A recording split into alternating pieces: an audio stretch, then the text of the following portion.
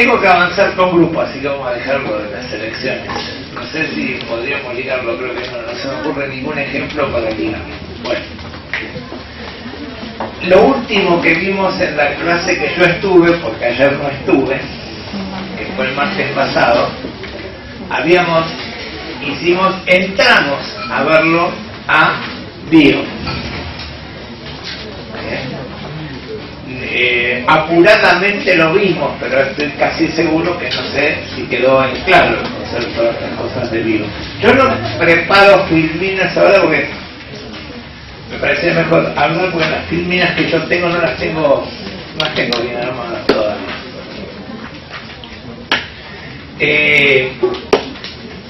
¿Se acuerdan más o menos lo que dijimos de Bion? ¿Alguien se acuerda? ¿Hay algún memorioso? ¿Nadie? Bueno, ¿sos memorioso o no? ¿Tienes buena memoria o no? Sí. Más o menos. Bueno, hago un pequeño repaso, como todas las clases que empezamos, que hacemos un pequeño repaso de lo que ya dijimos, y dijimos que Bion era un psiquiatra inglés que en determinados momentos lo habían llamado del ejército, porque después de una prolongación de la Segunda Guerra Mundial se habían quedado sin oficiales el ejército inglés. Y entonces al ejército se le había ocurrido que tenía que contratar a alguien e inventar un test o una prueba que permitiera encontrar líderes. Y ustedes suponían, si encontramos un líder es más fácil adiestrarlo militarmente que tratar de enseñarle cualidades de líderes a alguien que no las tenga. Y entonces, ¿qué es lo que pasó con Bion? ¿Qué pasó cuando Bion se puso a tratar de cumplir con esta tarea que le había dado el ejército? Que él no encontraba qué cualidades individuales garantizaban que una persona sea líder. Y entonces, ¿qué terminó haciendo? Reuniendo a aspirantes en grupos. Y entonces ver, dentro del mismo funcionamiento grupal, esto de el liderazgo, si se daba el liderazgo o no. ¿Correcto? Hasta ahí más o menos se acuerdan, ahora recordaron. Bueno, que esto un poco, le decía que tuvo dos cosas que lo hicieron notable bien. Uno fue esta de previa, pero también él estuvo trabajando con un ejército, con un hospital de veteranos, o sea, con personas que habían estado afectadas por la guerra. En este segundo aspecto, podemos decir que Bion sacó conclusiones un poco parecidas a Pichon, porque decía que en los grupos que él formaba para trabajar a los veteranos de guerra, decía que la tarea de ese grupo era curarse. O sea, de alguna manera, lo que reunía ese grupo, o la intención o el objetivo de ese grupo era curarse, por lo cual la tarea del grupo era esta, de alguna manera. Pero vamos a la primera parte, de alguna manera, ¿no? Que bueno, Bion fue también uno de los que hizo algunos conceptos dinámicos. Yo perdónenme si soy reiterativo, pero hoy justamente, no en estos momentos, pero seguramente promediando la clase, vamos a hablar un poco también de psicoterapia de grupo, para que en todo caso el concepto, yo les insisto siempre, que a mí no me interesa que ustedes crean la psicología social como una materia de entorno. A mí me interesa que ustedes la entiendan como una herramienta que ustedes tienen que tener en su práctica. Ahora lo que vamos a tratar de ver en los conceptos dinámicos. Yo ya les había contado también que Freud, no por la cuestión de los grupos, por otras cosas, se había peleado con Jung. En verdad, Freud se peleó con Jung por muchas cosas, entre ellas por los sueños, por la forma de interpretar los sueños.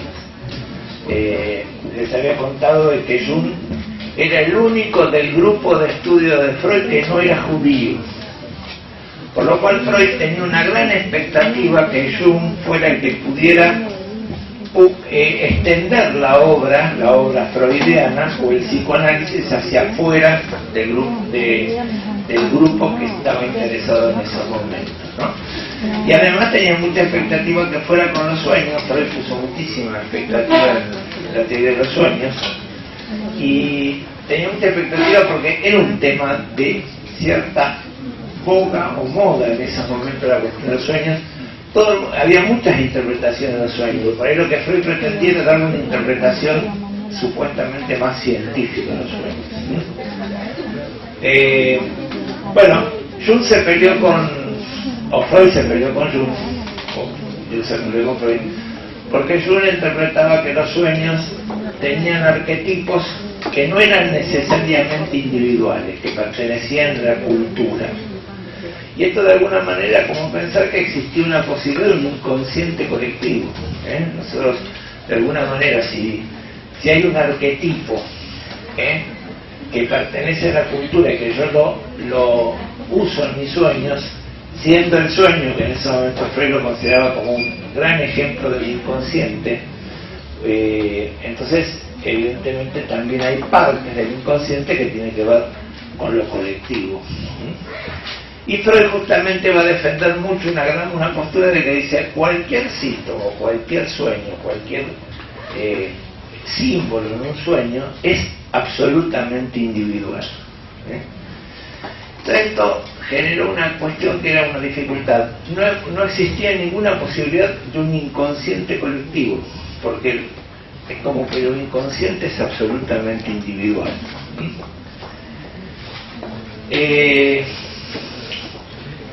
Esta va a ser una de las dificultades con que va a trabajar Bion. Bion pretendía ser psicoanalista, y entonces sí se empieza a encontrar, cuando tenía que estudiar estos grupos de gente que se reunían y interactuaban, y él trataba de ver ahí los liderazgos, pero se da cuenta que a veces los grupos parecía que actuaban todos como si estuviesen de acuerdo en algo, como si tuvieran un argumento implícito. Y entonces no le pudo poner el nombre de inconsciente del grupo, porque eso hubiese sido contrario a la Freud. Y entonces habló de que todos era como que tenían supuestos básicos comunes, o sea, suponían lo mismo ante la situación, pero no necesariamente le adjudicaba esto a un nivel de la conducta que era inconsciente. De ahí viene la idea de supuestos básicos de Bion. Los dijimos, me faltaría un poquito para poder hablar, yo el otro día les mencioné los supuestos básicos. Cuando lo dijimos muy a las apuradas, me pareció que dos de ellos les resultaban comprensibles y uno les parecía no tanto, no sé si comprensible o no, sino más bien increíble, más que incomprensible, ¿no? Dijimos que un supuesto básico es el de dependencia. Yo creo que este más o menos todo lo tenemos claro, ¿no? Porque de dependencia, me faltaría un poquito a decir una cosa más. Bueno, me da ganas de dar una tiza, pero no sé si sirve de mucho, pero bueno. Por ahí es importante también que precisemos la palabra fenómeno y la palabra proceso. Yo suelo decir que en la Argentina la palabra proceso es una palabra que quedó mal connotada, quedó de alguna manera con la carga de la dictadura, porque los procesos militares en Argentina se llamaron proceso de reorganización nacional, proceso. Entonces nosotros, a los argentinos, nos pareció la palabra proceso una palabra que nos cae mal en general, ¿no? Ustedes se suponen que esto no lo vivieron, pero ¿qué les parece la palabra proceso? ¿Cómo se llevan con la palabra proceso? A ver. ¿Se llevan, Es una palabra más, no tan como peyorativa. Se usa mucho en esta facultad, porque acordemos que los procesos psicológicos y los fenómenos psicológicos son una parte importante. Yo digo que por ahí no lo veo tanto en los programas. ¿Se entiende lo que digo? Poder tener en claro los procesos. Piaget es la descripción de procesos, de alguna manera, por decirlo de alguna manera. Freud, en la teoría de la evolución de Galileo, es un proceso lo que estudia o evoluciona, ¿correcto? Pero bueno, fenómeno, acordemos que es un fenómeno, es una forma de emerger de un problema en determinado momento. Es un momento casi instantáneo, como si fuera una fotografía de un acontecer. Son fáciles de ver los fenómenos físicos, y por eso voy a dar un ejemplo de la física. Si ustedes ponen una varilla en el agua, en agua que esté transparente, la varilla pareciera que se quiebra dentro del agua. ¿Por qué? Porque la refracción de la luz del aire y del agua es distinta. Entonces la varilla la vamos a ver como quebrada dentro del agua. Ese es un fenómeno óptico. ¿Estamos de acuerdo? ¿Está? ¿Y qué podría ser un proceso, así como para también tomar algo de la naturaleza? Y por ejemplo la lluvia, porque la lluvia, nosotros tenemos en la idea de que la lluvia es producto que en determinado momento el agua se evapora en los lagos, en las hojas de los árboles, forma nubes, y al encontrarse con un frente frío,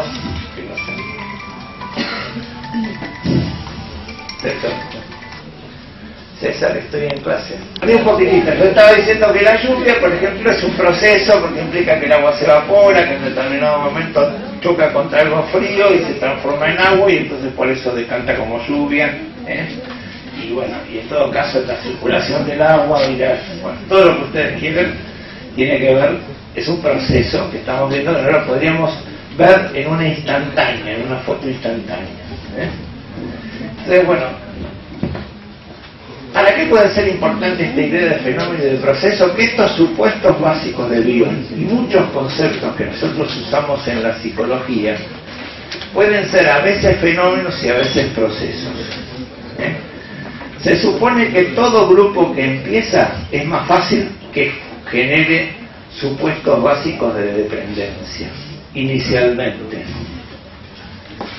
Pero puede que en una primera reunión haya un supuesto básico de lucha y fuga, aunque recién empiece el grupo. Entonces, pero lo lógico es que generalmente los grupos empiezan por generar momentos de dependencia y pasa un tiempo antes que se generen los momentos de lucha y fuga, se ve un guión, y pasa un tiempo aún mayor y tiene que haber mayores dificultades para que se genere lo que hablábamos de apareamiento y venida del Mesías.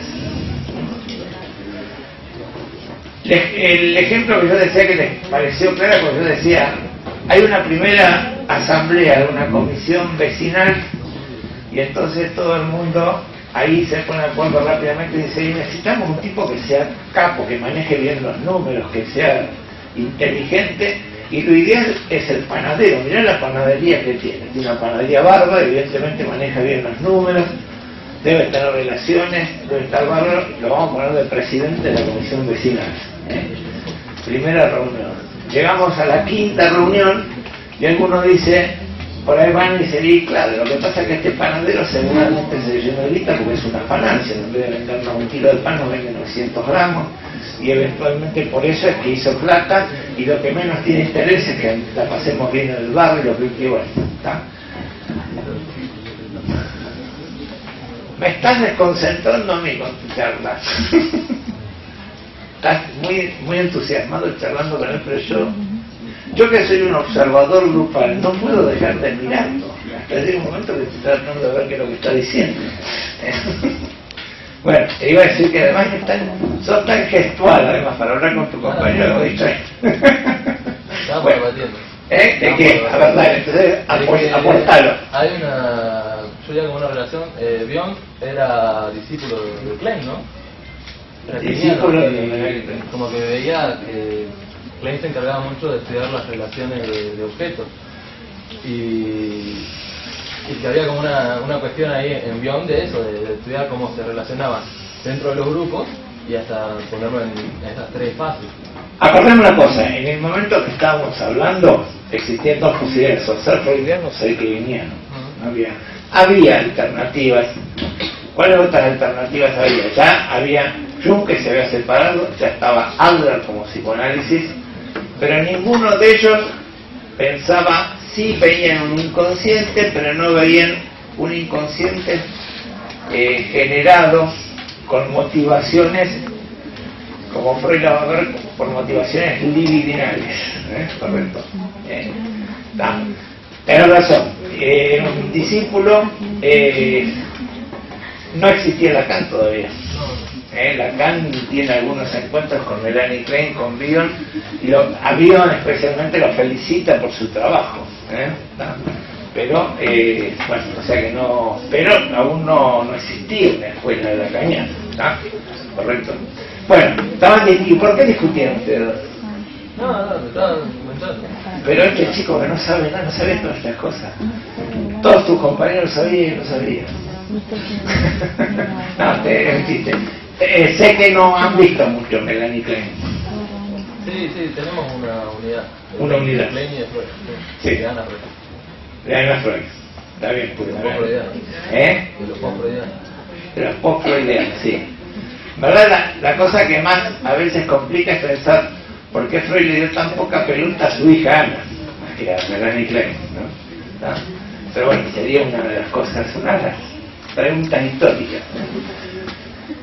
Ustedes que son de género tan feminista, les digo que con Freud le han perdido, porque no era muy feminista, que digamos, era bastante machista, ¿no? Bueno, pero yo estaba tratando, a ver si me ubico nuevamente, estamos en el supuesto básico de dependencia. Lo ven claro esto de que siempre que un grupo comienza. A ver, vamos a ver una cosa. Ustedes, si queremos ejemplificar algo, ¿qué pasa en un grupo de clases, por ejemplo? ¿Hay una dinámica en un grupo de clases?